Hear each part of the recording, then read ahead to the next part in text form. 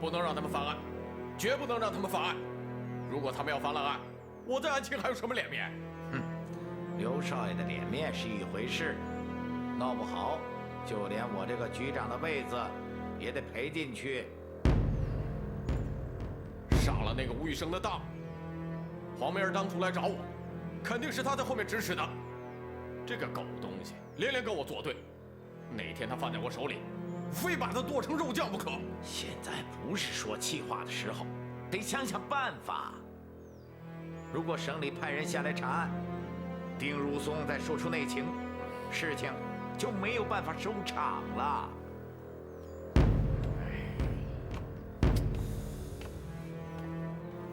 建雄啊，你要做好最坏的打算。你什么意思啊？明摆着，案子翻过来，你首先跑不了。你威胁我？你我是兄弟，我怎么能够威胁你呢？我只不过是把最坏的结果告诉你。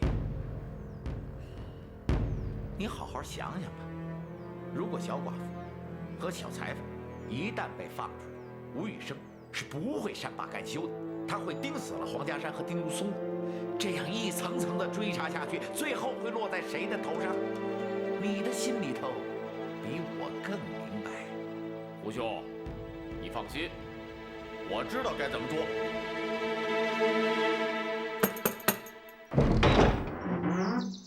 哎，朱爷来了。七爷在吗？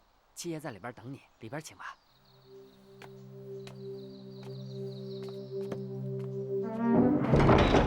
来吧，让我在监狱里下手。那里头可都是警察，如果没有内线，我怎么下手？如果没有内线，也不会请七爷你出山的。顾管家，这可是一笔大买卖啊！七爷放心，商家不在乎大价钱，关键是要办得滴水不漏。顾管家，你尽管放心啊。余生，哎，张差官，你怎么来了？我听说有人要对小裁缝下毒手。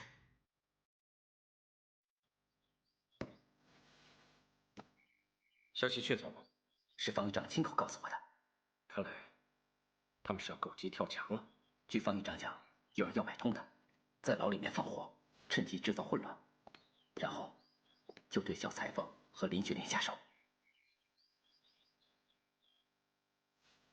将计就计。将计就计，这话怎么说？你回去跟方狱长阐明利害关系。如果小裁缝在监狱里出事的话，他方狱长绝对逃不了干系。我魏生第一个不会跟他善罢甘休。我怕这个方狱长两头吃好处，我看他未必敢和那些人翻脸作对。所以，我们就要利用这把大火，顺水推舟。你跟方狱长说，这火他可以放，但千万不能找人暗害小裁缝。到时候，等着大火一起，就让方狱长把小裁缝给放了，之后的事情就和他没关系了。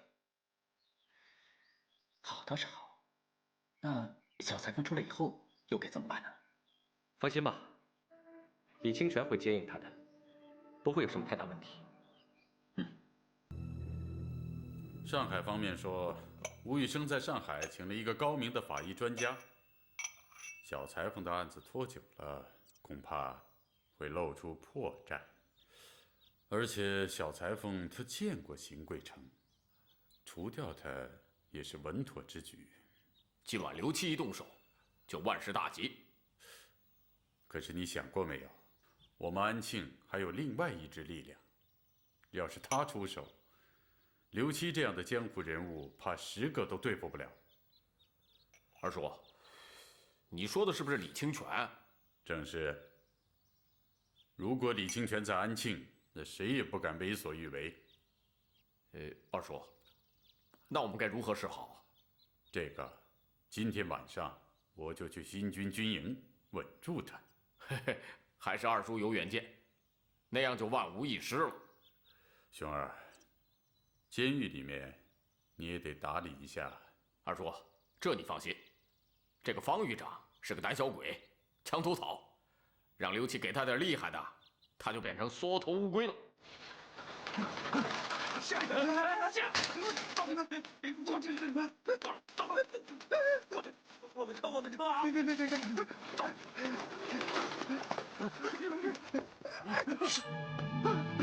爷们饶命，有事好商量。吴家给了你什么好处？你暗中保护小裁缝？没有，真的没有，没有。你给我听清楚了，吴家给你多少钱我不管，只要你别碍爷的事儿，也就不为难你。小子不敢，小子不敢。晚上请你帮个忙，只要能办，我一定办。红梅啊，现在情况非常险恶，就算我们把谢杨柳救出来，他也不能再在安庆待下去了。那就按原计划，送谢杨柳和黄梅儿去上海。我听你的，万一出差错怎么办？有张差官做内应，再加上李清泉亲自出马，我想不会出什么差错。等谢杨柳出来以后，你们俩就一起远走高飞。方狱长，小裁缝带到了。好了好了，你下去吧，下去吧。来来，坐下。来，先喝杯酒。方狱长，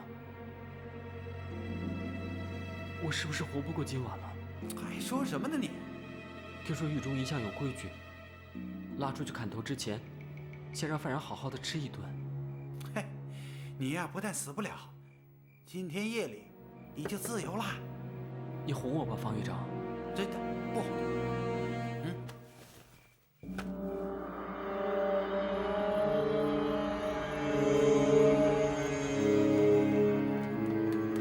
报告，李大人，刘大人来访。就说我不在。他已经进来了。哎呀，刘大人，哎呀，李营官，阁下不知您半夜来访，有失远迎啊，还请您恕罪。哎呀，哪里，我是不速之客，不请自来。李营官何罪之有啊？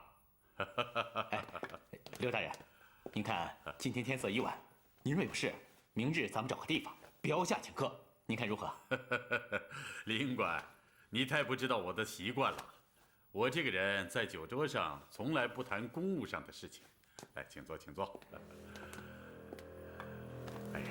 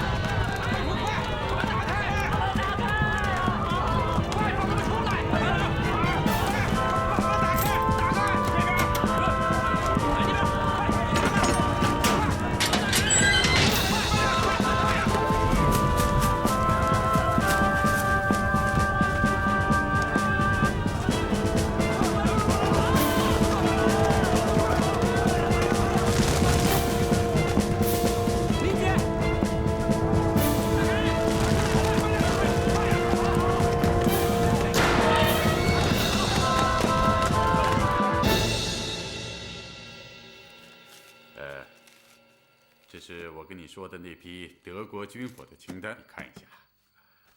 不知安庆新军现在需要什么样的装备啊？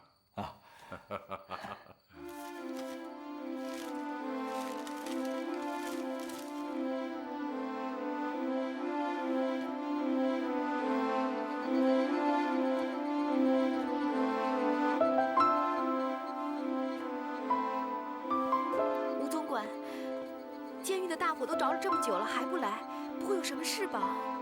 不会有事的，有李大人出马，一定不会有任何闪失的。红梅姑娘，你要是不放心，我去打探一下。那就辛苦你了。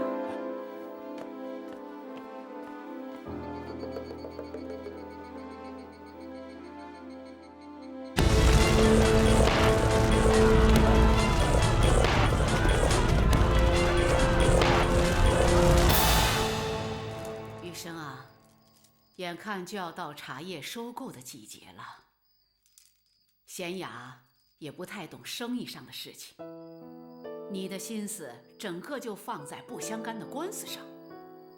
这上上下下就我一个人忙，我看你们是想把我累死。哎，这2天我总感到口干心慌，找了个郎中看了看，他说我是肝火太旺，他让我人不知救出来没有。雨生，雨生，妈，成天像没魂似的。我看你是不把我的死活放在心上。哪儿的话呀？我怎么会那样？妈，喝水，喝水。你呀，家里的事儿要多操点心。哎，知道了。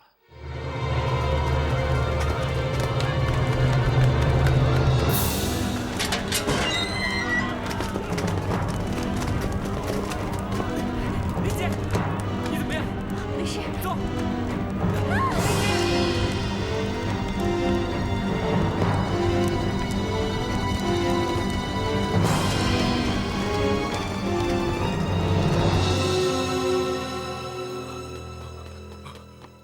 黄梅姑娘，不好了！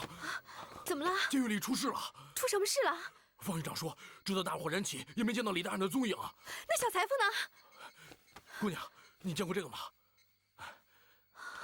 这是在小裁缝的牢房里发现的。监狱里火势凶猛，方狱长说，小裁缝已经遇难了。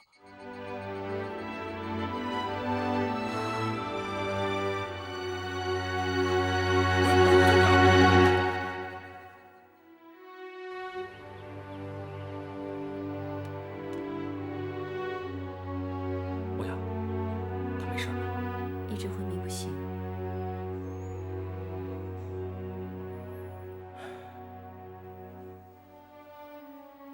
医生，监狱那边情况怎么样？官兵们已经把监狱包围起来了，不让任何人进出。都怪我！你说这谁知道大晚上刘安邦会来访，在我那儿嘟嘟囔囔的，死活就是不走。真是人算不如天算啊！没想到会出这种意外。那张差官呢？找到谢裁缝的尸体了吗？就算找到的话，也已经烧为了灰炭，无法辨认了。对花结对花，一对对到天根下。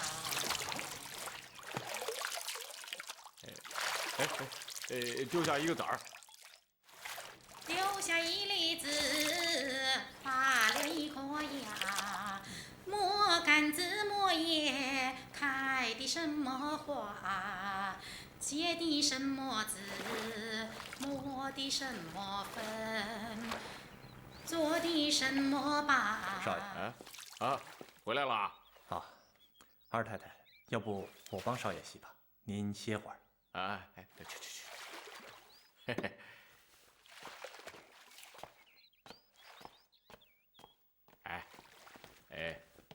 情况怎么样？哦，小裁缝已经死了啊！要是他家人跑来监狱，向方狱长要尸首怎么办呀？这场大火死了不少犯人，一个个烧得面目全非。倘若他家人真的来要尸首，随便找一句打发他就是了。哦，好，一人独唱半月光，唯有孤影共徜徉。六月君下堂，貌似新衣裳，与一共叹晚风凉。人说两情若在永相忘，好喝吗？奈何与君共举梦一场。戏中人断肠，梦中暗思量，自问手中鸳鸯为谁？我谢杨柳会对黄梅儿好一辈子的。我也是。回望月下孤影渐苍茫，不解风情落花绕身旁。杨柳，你忘了我们晚上还有重要的事了。梦中在心上，你都喝成这样了，还说自己能行？杨柳，黄梅儿。西中两茫茫，梦中在心上，人群独上一红妆。嘿嘿，黄梅儿姑娘，我来祭奠一下小裁缝。哎，你看我答应你的事都办了啊，这是倪督军亲自签发的特赦令，赦免小裁缝。就这一张纸，花了整整1万大洋，没想到节外生枝，监狱起了火。你说这我也给小裁缝烧了啊，祭拜祭拜。黄梅儿姑娘，我答应你的事都办了，小裁缝没这个命，这是天意。可我刘某尽了心意了啊。小裁缝死了，正好我来陪你。你就彻底死了这条心吧。哎，你什么意思啊？哎，我这就去紫云庵，出家为尼，了断红尘。啊？哎！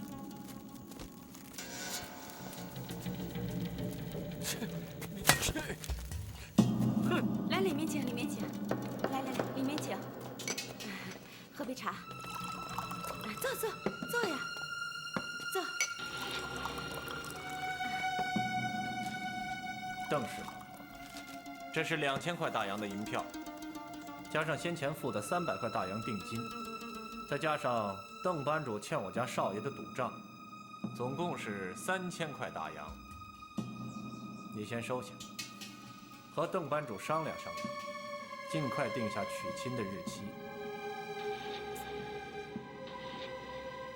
怎么，不愿意？不是不愿意，是怕这钱拿着烫手。哎呀，邓师傅，现在不一样了，谢裁缝死了，他没指望了。再说，他一进刘家就是正儿八经的4姨太，这够体面了。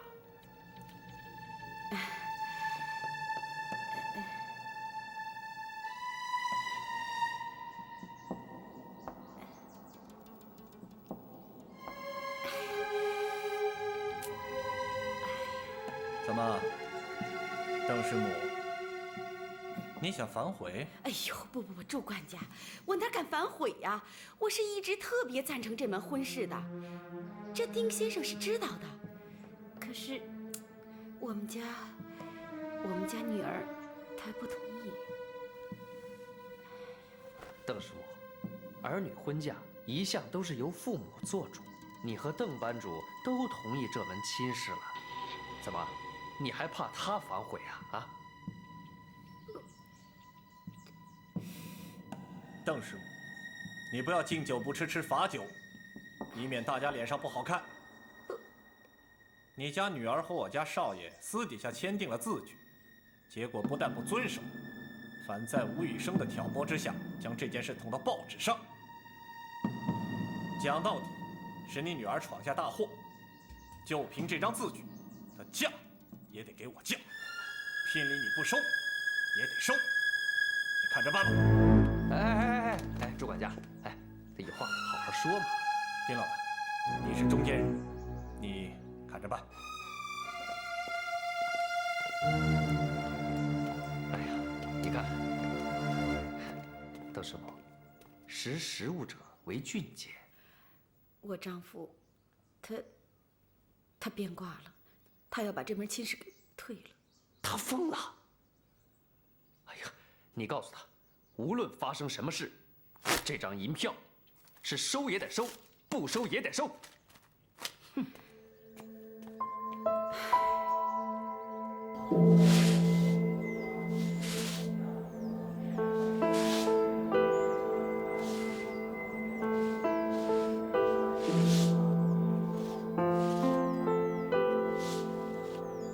黄梅姑娘，有人来了，在前院等着你呢。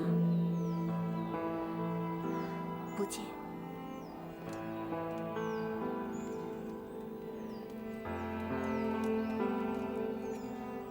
这位施主，黄梅姑娘说了，她什么人都不见。我刚回国的时候，本来打算到上海去开律师行。现在想想，我这个想法真的是太幼稚了。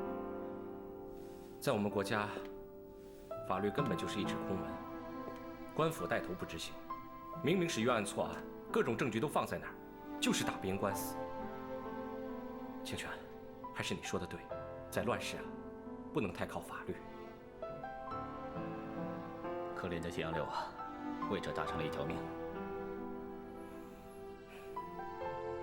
就因为这事儿，黄梅儿跑到紫云庵去了，成天磕头念经，什么也不想。欧阳，你可得劝劝他呀，人死不能复生，这是一个必须面对的现实。他还年轻，人生的道路还很长，不能就此逃避，要振作起来。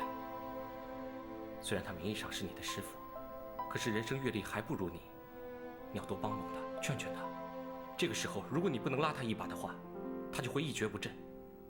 他需要精神上的支持和关怀。可这事儿哪有这么容易啊？我去找过他了，他连我都不见。那我去试试。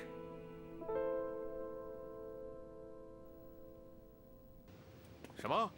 黄梅儿真的出家当了尼姑？哼，我以为她只是托词，没想到这女的这么烈性。她住进紫云庵，成天烧香磕头、念经拜佛，不可见任何人，连她父母也不例外。看来她邓家想赖婚，所以才躲进了紫云庵。会不会是吴宇生从中捣鬼？听人说他借为小裁缝打官司，暗中和黄梅儿打得火热，眉来眼去的。说不定是他相中了黄梅儿，心中有鬼，不好明说，所以才暗中捣鬼。哎，你说的有道理。小裁缝跟他非亲非故，他凭什么帮他打官司啊？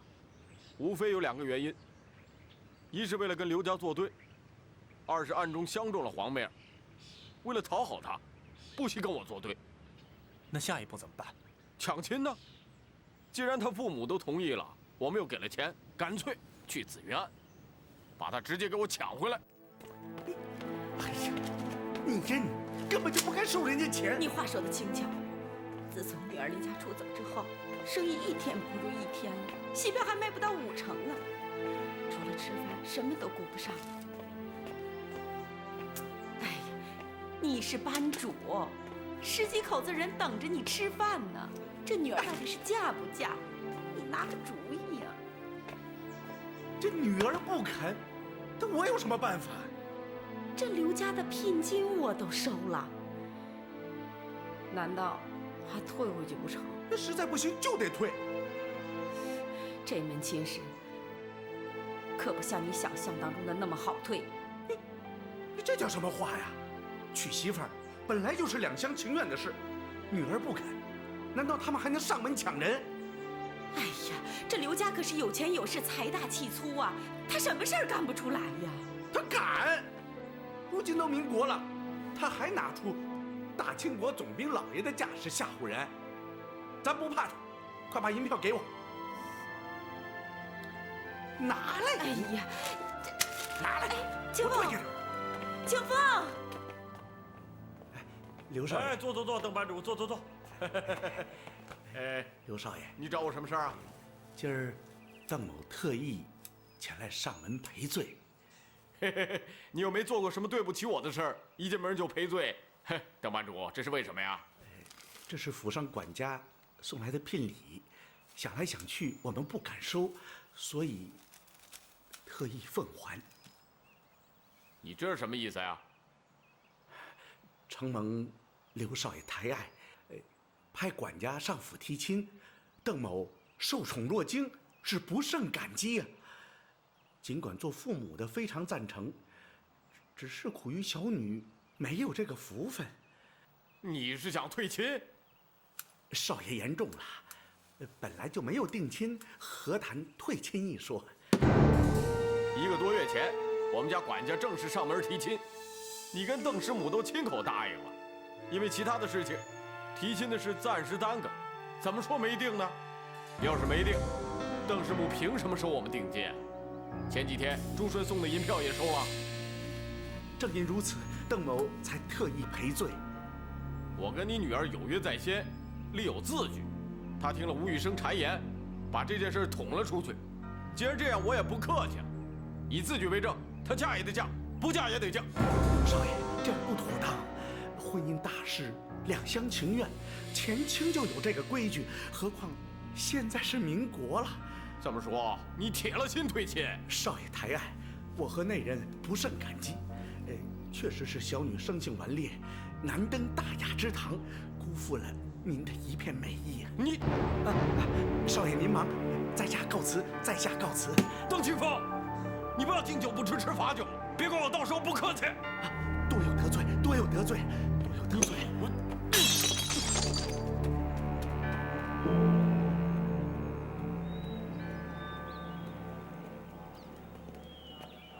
施主，黄梅姑娘请我转告你，她已心如枯井，谁都不见。你只问她一句，莫非她就甘心让谢杨柳身背骂名，死不瞑目吗？施主还是请回吧。这几日黄梅姑娘已经回绝了很多人，就连她的父母来了也没有见。你把这句话问问，如果她还说不愿见我的话，我立刻就走。气死我了！邓清风这个老混蛋，今天上门退亲来了。嘿，这老家伙吃了豹子胆了，竟敢退亲！他越这样，我越把他女儿搞到手。主帅，查清了没有？邓清风在麻将馆前后一共欠我多少赌债？500大洋。利息呢？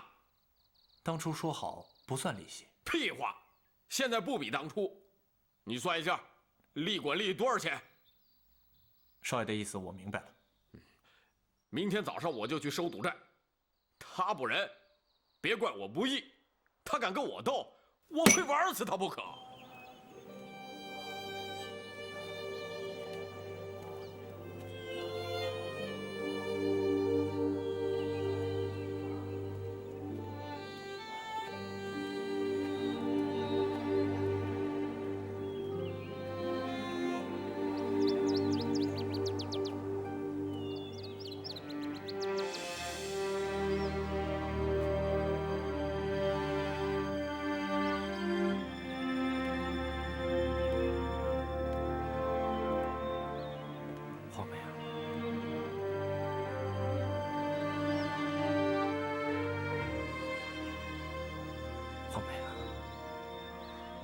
吴大人，我心已意决，你还是回去吧。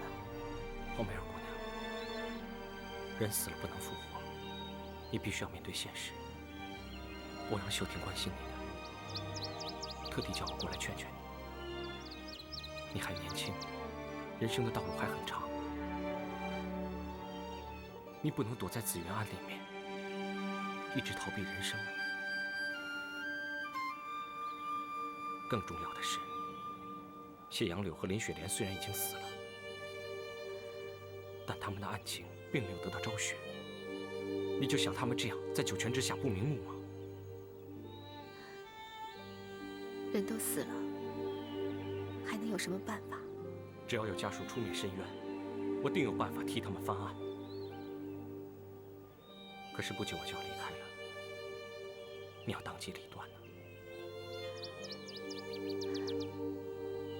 不用了，吴大人。人死不能复生，就算现在案子翻过来了，谢杨柳也活不过来了。谢杨柳死了，你还活着？你真的打算把自己关在这里，度此一生吗？我是一个罪人，我要在这里念经赎罪。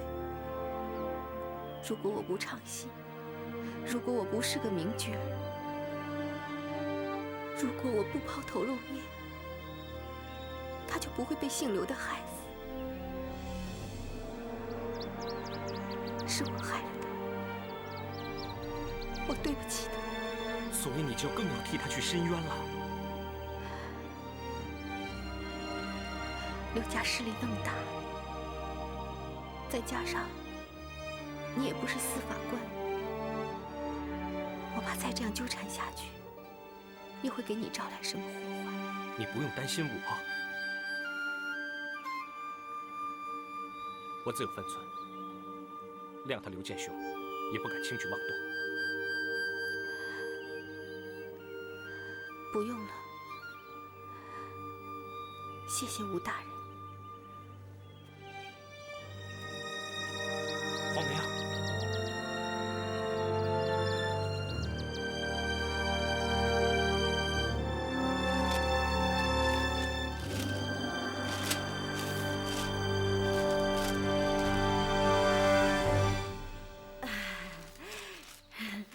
朱管家，是不是给搞错了？上面写的清清楚楚，怎么会错呢？你看，我丈夫管刘少爷明明是借了500大洋，怎么变成1500块大洋了呢？赌债一向是隔日涨利，利滚利连本带利一共是1500大洋。怎么这么多？1500块，3天之内还清。哎呦，我们上哪儿去筹这么一大笔钱呢？这我管不着。你们家邓班主跑到我们府上找我们家少爷，说要按期还清这笔债务。哎呦，朱管家，朱总管，你看，都是我那死老头子，他也没跟我商量商量，就跑到你们府上去麻烦你们少爷，这真是……邓师傅，你去打听打听，在安庆地头上，哪家姑娘不是巴不得要嫁进我们刘府？你们胆敢退亲？我们刘家什么时候受过这样的侮辱？我……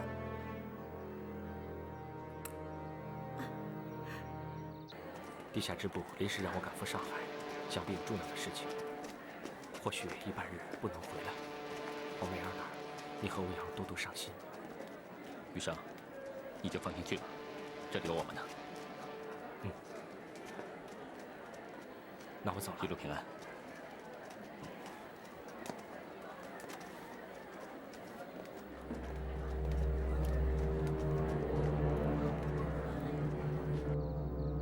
我们错了，都是我们的错，都是我们的错。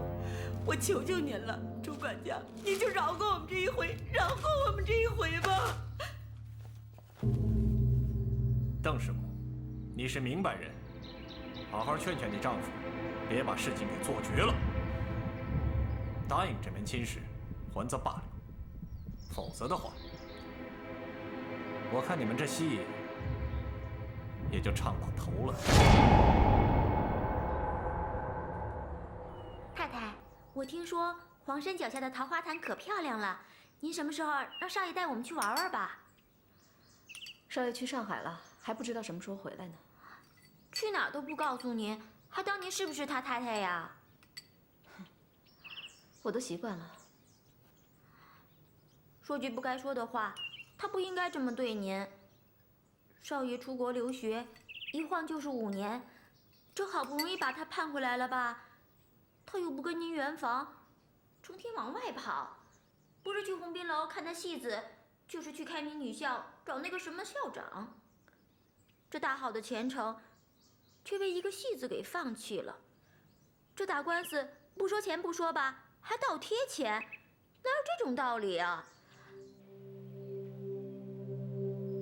清风般的应是说，邓清风瞒着他把亲给退了，看来他对此事并不知情。哎呀，不要被他2句好话给哄了。他们夫妇俩，一个唱红脸，一个唱白脸，无非想拖延时间。少爷的意思我明白了，那这几天我天天上门要债，只要他无法还钱，我就上门抢人。这2天你先躲一躲，即便他们筹到了钱，也让他们无法还到你手上。少爷的意思是，哎呀，要债是假，要人是真，啊，无论他什么时候把钱还上，咱们也要人。他们不交人，咱们就抢亲。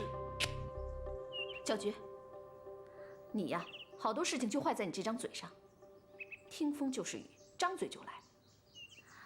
我一直都跟你讲，女人最重要的就是管住自己这张嘴，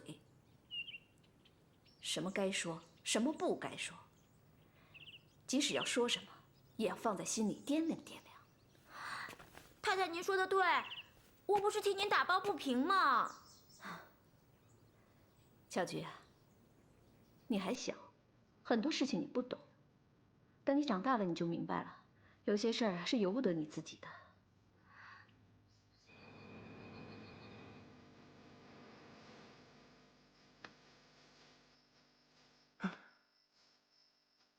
不行，还得找刘少爷去。他凭什么拿我当冤大头啊？当初明明说不要利息，他怎么出尔反尔啊？啊！哎呀，老头子，你现在要去找刘家，那不就等于鸡蛋碰石头吗？啊，人家刘家财大气粗，咱惹不起人家。只要咱们呢多唱点堂会，多唱几场戏，欠人家的钱早晚能还上啊。可我这心里边，哎呀，你呀，你只要能把这个毒给戒了，咱们怎么都能过这一关。别着急了。哎，从今往后，我再也不赌了。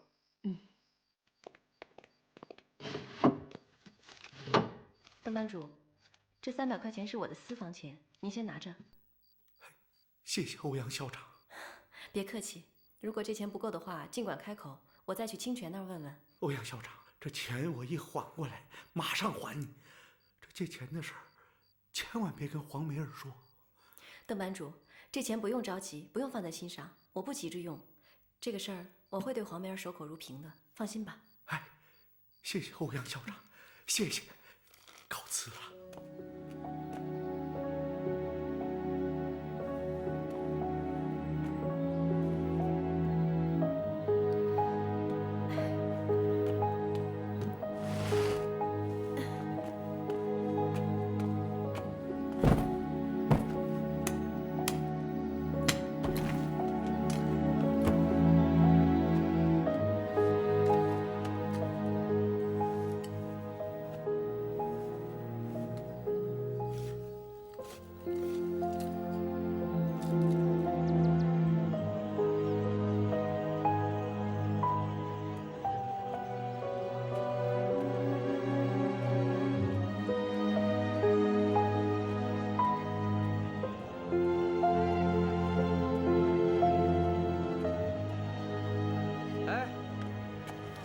邓师母，邓师母，丁老板，你到当铺去干什么？当东西，这不，全戏班子的宝贝值1000多大洋，就当了200。哎呀，这开当铺的哪个心不黑啊？要不他怎么赚钱呢？哼，再黑也没有刘建雄黑。说好了借我们当家的钱，不要利息，可没想到他现在非得要利息，还要3倍的利呀！邓师母，你就听我一句忠告吧，你最好还是把女儿嫁给他。我女儿现在都出家了，还谈什么嫁娶啊？哎，邓师母，邓师母，邓师母，哎呀，你再好好想想，你能斗得过他？是不是？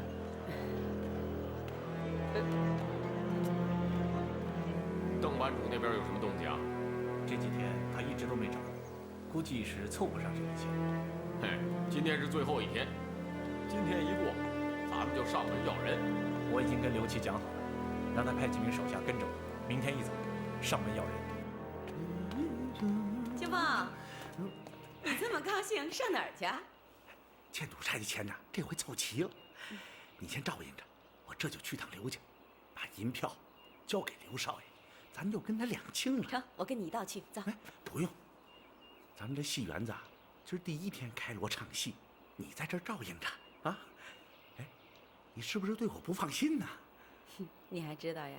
我就是对你不放心，我就想着你拿着银票管不住你自己。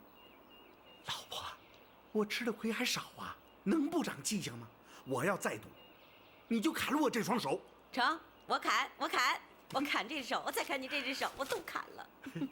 砍掉1只就疼晕了，我还能下场的赌博去？行了你，又跟我拼。我告诉你啊，一定要早去早回。哎，去吧。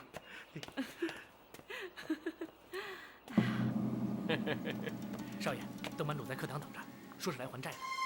嗯，邓清风哪儿弄这么一大笔钱？管他哪儿弄来的，我早有准备。你去把东西拿过来。是。少爷。